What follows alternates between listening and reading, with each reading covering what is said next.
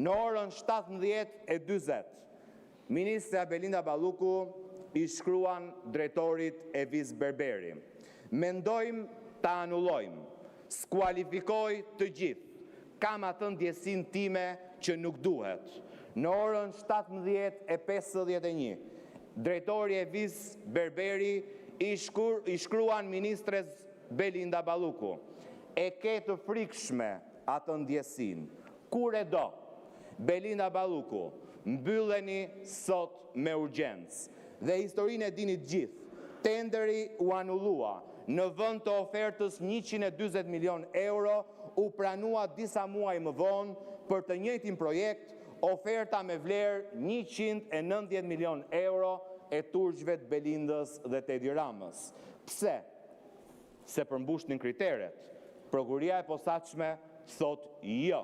E akuzon zëvendës kryeministren Belinda Balluku dhe e ka marrë ato të pandehur se për shkak të veprimeve të saj të kundërligjshme, fituesi i tenderit 190 milion euro për tunelin e Llogaras është shpallur fitues në kundërshtim flagrant me ligjin. Pra sot nuk mund kemi dy të vërteta, dashur shqiptar, një për qeverinë dhe një për opozitën. Sot kemi vetëm një të vërtetë: buxheti i shqiptarëve menaxhohet nga një grusht individësh të korruptuar, të cilët nuk i bashkon vizioni për të zhvilluar vendin, po babëzia për pasuri dhe pushtet personal në kurriz të interesit qytetarëve.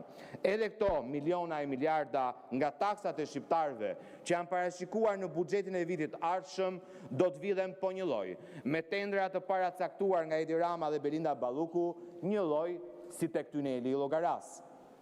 Tu afreskoj edhe njerë kujtesën kolegëve të mi të Partisë Socialiste, e kam thënë disa herë, për disa prej tyre gëzoj respekt dhe mendoj që duan të shërbejnë interesit publik, por nuk lejohen ta bëjnë këtë, se ndoshta mund t'ju vijë edhe turp nga fëmijët e tyre para se të lexojnë fjalimin që krenon buxhetin Rama Balluku. Ja çfarë thuhet mes të tjerash në mesazhin që kompania turke i dërgon disa ditë përpara procedurës zëvendës kryeministres Belinda Balluku. Zoti Bardhi, ju lutem. Ju rikujtoj në bazë të neni 48 pika 1 jeni jashtë rendit ditës. Zoti Bardhi, për rikujtes. Zonja, atëherë po ju a lexoj. Dhe për të qenë deputeti nuk mund të flasë më shumë se njëherë për thelbin e një çështje dhe nuk mund kur diskutimi është jashtë thelbit çështjes, drejtuesi i seancës kur çmohet prej tij i tërheq vëmendjen deputetit. Zonja zëvendës kryetare, ju lutem mos u bëni qesharake.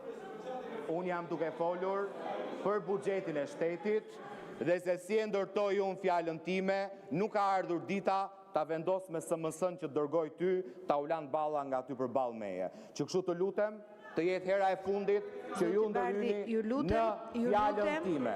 Të ruaj me tikën. Ju lutem. Jam duke ruajtur tërësisht. Ju lutem të ruaj me tikën. Jam duke ruajtur tërësisht etikën.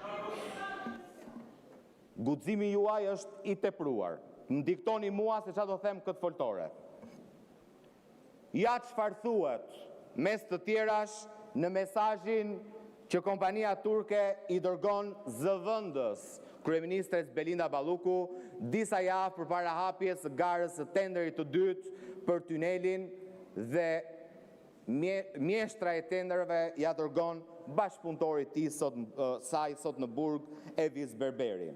Kjo është një shoqëri që presidenti e njeh, e vlerëson dhe e përdor si referencë. Si përfaqësuesit tanë në Shqipëri, ashtu dhe avokatët tanë në Shqipëri, po vazhdojnë punën dhe negociatat në lidhje me tenderin. Tenderi ndërkohë është shpall akoma.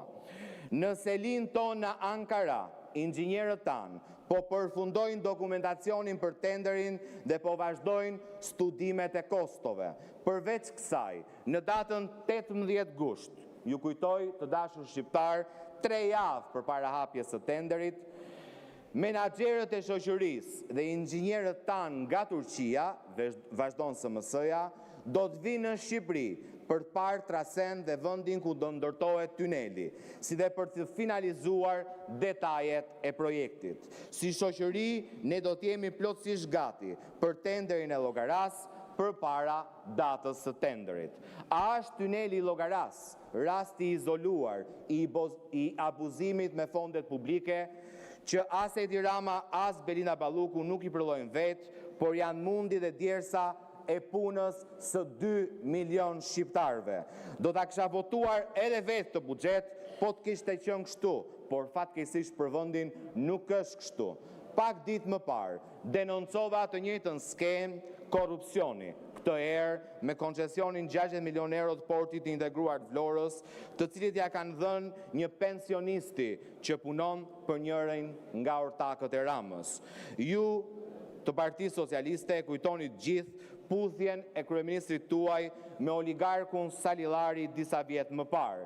Tani ju takon ju që përpara se të lexoni fjalimet me rritje e progres, tu thoni votuesve se kush është pronari i vërtet i koncesionit Belinda Ballukut 60 milion euro në triport të Vlorës, sepse një pensionist pa asnjë kualifikim nuk mund të jetë kursesi. Këtë informacion mund t'ja kërkoni shumë mirë edhe të panderus tuaj të preferuar, zëvendës kryeministres Belinda Balluku. Madje të njëjtën pandeur mund ta pyesni edhe për skemën korruptive të koncesionit me aeroportin e Vlorës. Mund ta kapni në ndonjë moment sinqeriteti dhe mund t'ju tregojë ndonjë lidhje familjare dhe biznesi me aksionerët e Pakicës në koncesionin 140 milion euro të aeroportit të Vlorës. Po ju kërkoj ta pyesni Belinda Ballukun dhe jo Edi Ramën, sepse ju e dini që kryeministrin e keni peng tek Belinda Balluku. Përndryshe nuk ka asnjë shpjegim tjetër që Edi Rama mban ende në detyrë, si kraun e tij djathtë në qeveri, një të pandehur për abuzime me detyrën nga prokuria e posaçme. Përndryshe nuk ka asnjë shpjegim tjetër pse Edi Rama i ka lënë një të pandehur për abuzim me tenderat gati 1 miliard euro fonde nga projekt buxheti i ri i vitit 2026. Përndryshe nuk ka asnjë shpjegim pse Edi Rama hesht i dorëzuar përpara të pandeurës së prokurisë posaçme, madje sot bëri edhe avokatin publike të saj. Ata janë bashkë në krimin e vjedhjes së buxhetit të qytetarëve shqiptar. Prandaj, kolegë deputet, nëse doni të kuptoni çfarë bëhet me qeverinë tuaj të korruptuar, kush do t'i marrë fondet e këtij buxheti, a do të kenë ndonjë copë mish tuaj të dukshëm dhe të pak dukshëm që blen vota për ju dhe duhet t'i shpërbleni, mos e lollni kryeministrin. Prej 31 tetorit, ai është vetëm figurant në qeveri, pyesni të pandeurën e prokurisë posaçme Belinda Balluku. Ajo mban realisht çelësat e qeverisë dhe është e vetmja që ka fuqinë të përdor Edi Ramën. Ky është çmimi që kryeministri i Shqipërisë po paguan personalisht për sistemin e korruptuar që e ka ndërtuar me duart e tij. I marr peng nga zëvendës kryeministria, i marr peng nga partnerët e krimit organizuar dhe kartelet e drogës që janë shpallur sfundmi edhe non grata nga Shtetet e Bashkuara të Amerikës. Kryeministri u kujton atyre lehtësira, leje, ndërtimi dhe çdo mundësi tjetër për të pastruar para. Ata në këmbim blen vota për të siguruar vazhdimsinë e pushtetit jo të Edi Ramës, po të pushtetit tyre. Prandaj ky buxhet nuk është as më shumë dhe as më pak, por fatura e pengmarrjes së kryeministrit nga korrupsioni dhe krimi i organizuar, një faturë që shqiptarët po e paguajnë më shtrenjtë se kushdo, dhe një faturë që ne refuzojmë ta firmosim, sepse ky buxhet është prova se Shqipëria sot nuk qeveriset.